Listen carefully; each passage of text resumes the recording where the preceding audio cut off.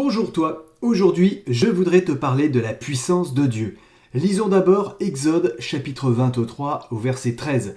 Souviens-toi d'Abraham, d'Isaac et d'Israël, tes serviteurs, auxquels tu as dit en jurant par toi-même, je multiplierai ta postérité comme les étoiles du ciel, je donnerai à vos descendants tout ce pays dont j'ai parlé, et ils le posséderont à jamais.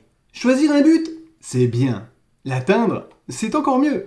Pour ce faire, il faut y croire. Et y croire de tout son cœur, malgré les difficultés.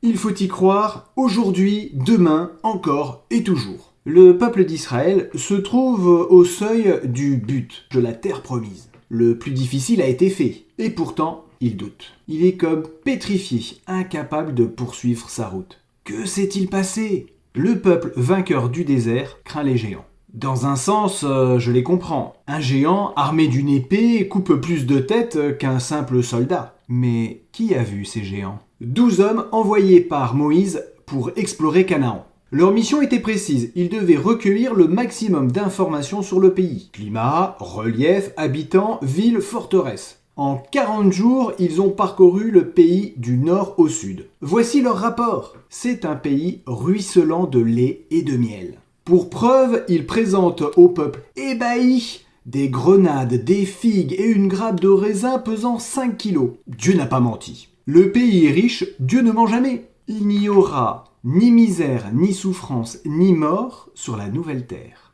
La paix, le bonheur et la justice régneront. Mais, ajoutent les espions, à tout rapport, il se doit d'y avoir un mais. Le peuple qui l'habite est puissant, les villes sont d'immenses forteresses. Nous y avons vu les descendants d'Anak, des géants. Et pour faire bonne mesure, ils illustrent leurs propos par une image très forte. Par rapport à eux, nous avions l'impression d'être des sauterelles.